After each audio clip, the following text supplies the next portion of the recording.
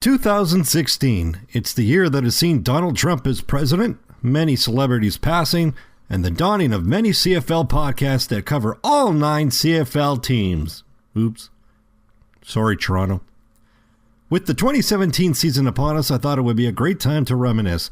I'm Rob Dalton from the Rouge Radio podcast, and here's the top 10 events that made the 2016 CFL season. Number 10. Class. No, not this class. No, not even that class. No. Oh man, I missed that show. No, but Chris Jones's class. Now, granted, this didn't get as much media attention as it should, but boy, oh boy, did it almost break Twitter with jokes and memes and lots of memes.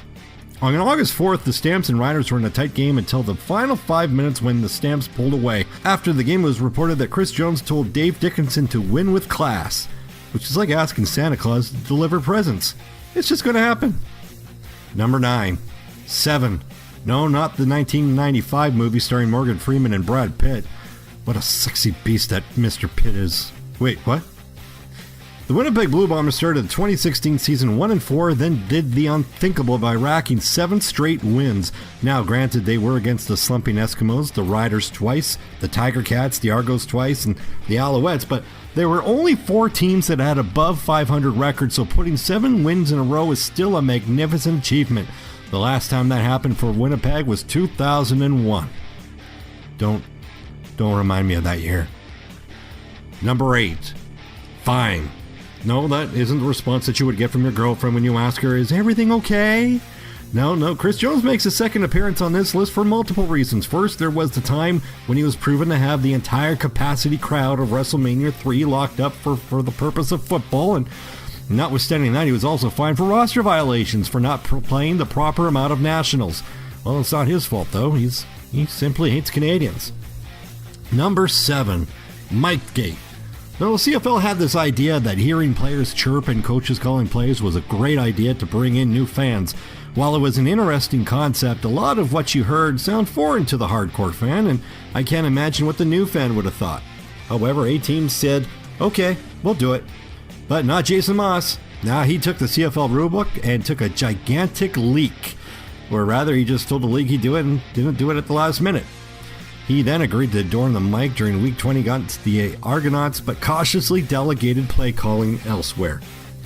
Number 6, Shovegate. Okay, it doesn't have the nice ring to it, but it was pretty sweet. Too sweet. For Henry Burris to talk during the halftime show with Matthew Shinetti and tell the entire CFL and TSN crew to shove it. It was the ultimate WWE heel turn, although a good portion of fans hated Burris to begin with, so was it really a heel turn? Number 5, Milan, Hicks, and Joe McKnight. Now, I wouldn't like to place death as something to celebrate, but however, these were events that brought the CFL players, its fans, and teams closer than they ever were. Their lives ended way too early, but our lives were better having known them, and their legacy at the collegiate level grew.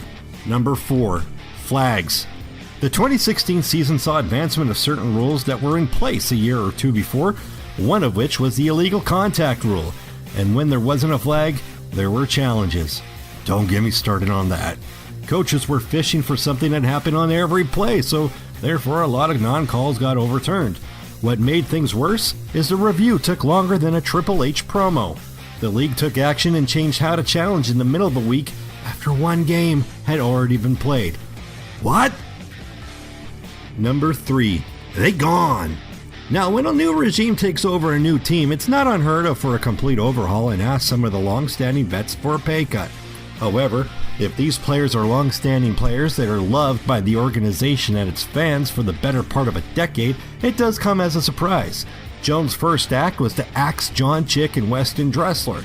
Now, granted, they were getting up there in age and their production was decreasing, but you'd think they'd find a way for both guys on the team, right? Like a certain house for a certain pre-practice squad? Number 2, Grey Cup tickets. Now, there has been a continuous streak of the Grey Cup pricing this game. It happened in BC in 2014, Winnipeg in 2015, and Toronto in 2016. Now, this was the year of the Argonauts, finally moving out the place that Rogers destroyed, getting new owners and a stadium that they can easily share, despite what some angry soccer fans would say. It got to the point where they discounted the tickets within a month of the game, which almost ended up being a slap in the face to the people who paid full price back in April. Number 1. The Ottawa Redblacks winning the Grey Cup. Really, you thought something else would show up here? It's amazing what this organization was able to do in just their third year.